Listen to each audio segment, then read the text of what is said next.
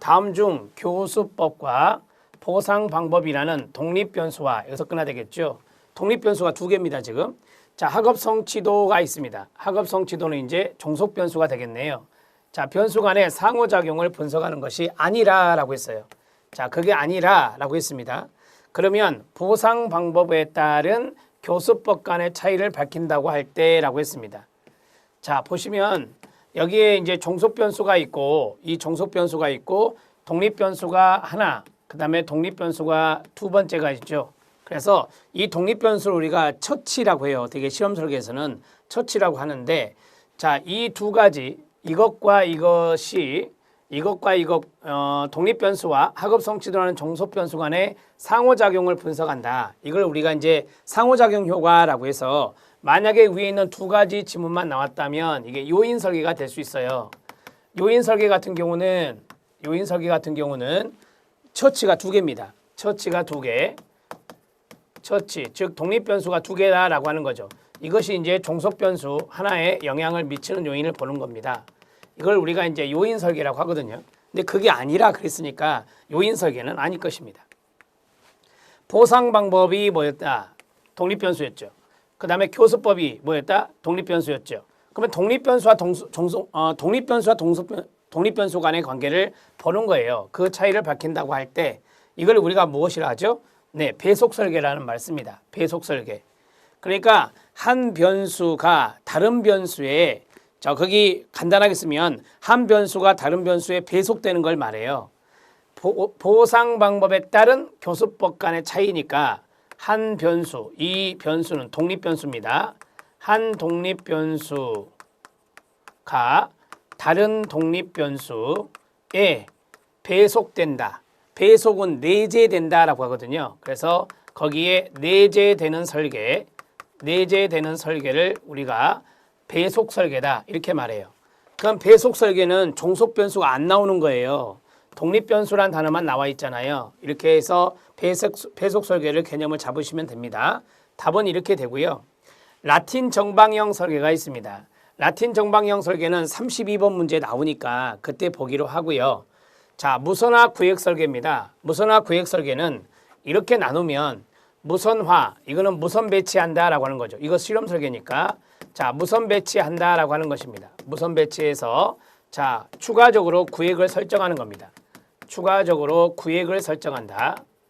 자, 구획을 설정해서 거기에 우리가 이제 무선 배치, 피험자를 배치하는 겁니다. 그 구획 내에 구획을 설정해서 구획 내에 피험자를 배치하는 거죠.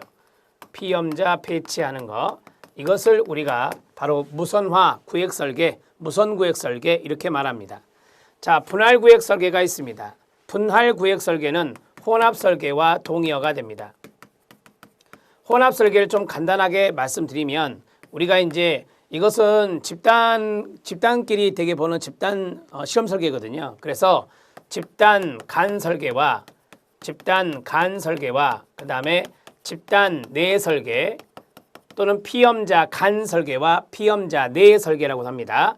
집단 내 설계가 혼합된 겁니다. 그래서 우리가 혼합 설계다 이렇게 이야기하는 것이죠. 그래서 집단 간 설계, 집단 내 설계 이거 뒤에 문제 보면 나올 거예요. 그래서 이렇게만 정리를 하시면 돼요. 이 두 가지가 병행된 것, 병합된 것이 바로 분할구획 설계다. 개념만 이렇게 잡아주시면 됩니다. 자, 프로그램이 두 가지가 있고 그 프로그램이 즉 독립 변수가 두 가지가 있고 그것이 종속 변수에 영향을 주는 것을 알아보는 설계는 요인 설계고 종속 변수는 놔두고 한 독립 변수가 다른 독립 변수에 내재되는 설계 그게 바로 이 문제 세 번째 줄이죠. 보상 방법에 따른 교수법 간의 차이니까 독립 변수와 독립 변수를 봤잖아요. 따라서 이것은 배속 설계다 이렇게 정리할 수 있습니다. 무선화 구획 설계는 우선 무선 배치를 하고 그 다음에 추가적으로 구획을 설정합니다. 구획 설계니까요. 그래서 그 구획 내에 피험자를 배치하는 건데 당연히 무선 배치하겠죠. 무선 배치하는 것인데 그걸 무선화 구획 설계다. 이렇게 용어를 좀 찾아가면서 정리하시면 좋을 것 같습니다. 라틴 정방형은 32번에 보니까요. 답은 5번입니다. 32번 문제 들어갑니다. 다음 보기에 해당되는 설계는 무엇이냐? 최근에 우리 시험에 나왔던 설계죠. 자, 여기 보면 앞에 있는 그 설계가 쭉 똑같이 세팅되어 있습니다. 자, 실험 설계에서 사전에 통제할 두 요인이 있습니다. 사전에 통제할 두 요인을 하나는 종축, 하나는 횡축, 이렇게 종축과 횡축이 나오면 의심하세요. 자, 처치의 수만큼 설정하고 종축과 횡축 안에서 각 처치를 무선적으로 배정합니다. 그리고 각 처치가 횡렬과 종렬에서 단 한 번씩만 나타나게 설계하는 겁니다. 우리가 정방하면은 정사각형을 말하는 거예요. 자, 이게 4칸, 이게 4칸 정사각형을 그렸습니다. 제가 이거 수업 시간에 이론 때 말씀드렸는데요. 이걸 우리가 이제 가로 횡이라고 해서 횡축이라 하고요. 자, 이걸 세로 종이라고 해서 종축이라고 그래요. 그러면 횡축과 종축이 이제 정방형으로 돼 있고 여기에서 통제할 두 요인이 있어요. 여기 두 개 요인이 있죠. 통제할 두 요인, 통제 퍼스트, 여기를 통제 세컨이라고 하겠습니다. 두 가지 요인을 세팅을 하고, 자, 그 다음에 여기에서 배치가 이루어지는데 배치할 때는 무선 배치를 합니다. 배치를 할 때는 무자입니다. 무선 배치를 당연히 하는 거고요. 자, 그러면 정방형이니까 처치의 수가 똑같아야 된다.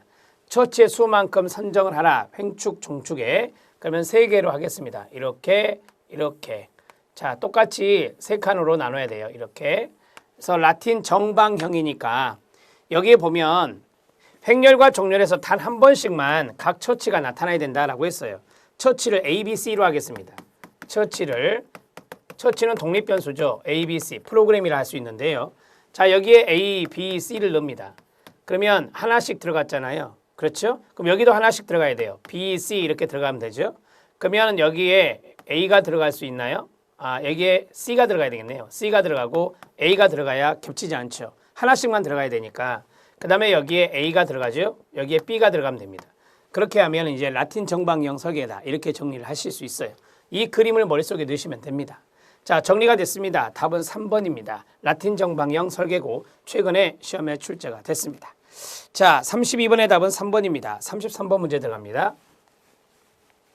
31번 문제 별표하시고요. 배속 설계 별표하시고 32번 문제도 별표해 주세요. 33번 문제 들어갑니다. 집단 내의 설계가 있습니다. 피험자 내의 설계라 했고요. 장점으로 옳은 것은입니다. 자, 집단 내의 설계가 있는데 이거는 집단 간 설계와 구분할 줄 아셔야 됩니다. 자, 여러분 우리가 집단 간 하면 뭐 A 집단과 B 집단이 있다. 실험 집단과 통제 집단이 있다. 이렇게 되는 거죠. 네, 그리고 이제 프로그램을 하는 건데 이 집단 간 설계는 우리가 집단이 여러 개가 있어요. 집단이 여러 개가 있는데 여기서는 프로그램, 처치라고 할게요. 그냥 집단 간 설계는 처치를 하나를 하는 겁니다. 처치를 하나를 하는 거고요. 처치가 한 가지고 그 다음에 여기 집단 내 설계는 피험자가 있잖아요. 그 모아놓고 여기에서 이제 처치를 2가지 이상을 하는 거죠. 처치를 2가지 이상을 할 수 있는 겁니다. 자, 그러니까 피험자가 있으면 그 피험자들에게 프로그램을 2가지 이상을 할 수 있는 거고 집단 간 설계는 집단을 나누고 그 집단에게 처치는 한 가지를 주는 거예요. 이렇게 동일하게 한 가지를 주는 것. 그게 바로 이제 집단 내 설계와 집단 간 설계의 큰 차이점이다. 이렇게 보시면 되겠습니다. 자, 그러면 지금 물어본 것은 집단 내 설계죠. 요거 집단 내 설계의 장점을 물어보는 문제입니다. 피험자 수라든지 실험 시간을 절약할 수 있을까요? 네, 그렇습니다. 자, 우리가 이제 그 프로그램 처치를 할 때 이 피험자 여러분 이제 해설에도 나오지만 15명이 있다. 그러면 15명에게 처치를 2가지를 한다. 예를 들어 그게 이제 피험자 내 설계, 집단 내 설계가 돼요. 그런데 여기는 집단 간 설계잖아요. 그러니까 예를 들어서 처치를 하나를 하는데 15명이다. 예를 들어서 4개 집단이다 그러면 60명이 돼야 되잖아요. 그래서 인원수가 많아지는 거죠. 그렇게 정리를 하는 거고요. 자, 그러면 피험자 수 줄어들 수 있고 실험 시간도 피험자 수가 줄어드니까 실험 시간도 줄어들 수 있는 거죠. 따라서 피험자 수나 실험 시간을 절약할 수 있다는 것은 장점으로 맞습니다. 쉽게 생각하시면 돼요. 자, 실험 조작에 의해서 유발된 행동의 차이가 더 명확해지기 때문에 실험의 검증력은 높아진다라고 했습니다. 자, 실험 조작이 바로 이제 프로그램이에요. 실험 조작이 독립변수 처치가 되는데 자, 이 처치가 A 처치가 있고 헷갈리시니까 자, A 처치가 있고 그 다음에 스몰 B 처치가 있어요. 자, 대상자는 15명입니다. 대상자 15명한테 A 처치와 B 처치를 했어요. 그러면 그 처치에 의해서 유발된 행동의 차이가 명확해지죠. A 처치했더니 행동이 어떻게 나타났고 B 처치가 나타났더니 어떻게 나타났다. 그러면 이 프로그램에 대한 검증력, 실험 검증력이 높아질 수 있겠죠. 그래서 명확해지기 때문에 실험의 검증력은 높아집니다. 맞습니다. 이렇게 진행을 하시면 되고요. 자, 이제 조건 간의 간섭이 발생하지 않는다. 이 조건은 이제 우리가 처치 조건이에요. 처치 조건에 간섭이 나타나지 않는다. 자, 먼저 A 처치를 하고 그 다음에 똑같은 사람들에게 B 처치를 했어요. 그러면 앞에 처치가 뒤에 처치에 영향을 줄 수 있나요? 네, 그렇죠. 간섭이 발생합니다. 간섭 발생. 자, 조건 간의 간섭이 발생할 수 있습니다. 이거 좋은 거예요, 안 좋은 거예요? 안 좋은 거잖아요. 조건 간의 간섭이 발생할 수 있다. 이것은 단점이 되겠습니다. 집단 내 설계의 단점이 되는 거예요. 간섭이 발생할 수 있는 것은 뒤에 영향을 주는 거니까. 자, 피험자에게 피로 효과. 자, 프로그램 하나, 둘, 세 개를 했다. 필요하겠죠. 그 다음에 연습 효과. 앞에 했던 것을 연습하는 효과가 있고 이월 효과, 넘어가는 것이 있고요. 이런 진행성 오류가 발생하지 않아요? 발생합니다. 진행성 오류가 발생할 수 있습니다. 발생한다. 이것도 단점이 됩니다. 진행성 오류가 단점, 간섭 발생이 또 단점이 됩니다. 따라서 디귿과 리을은 장점이 아니에요. 기억과 니은만 장점으로 처리하셔야 됩니다. 답은 5번이 됩니다. 23번 문제 잘 알아놓으시고요. 여기 있는 것들을 간단하게 이해하시면 될 것 같습니다. 33번 문제 답은 5번입니다.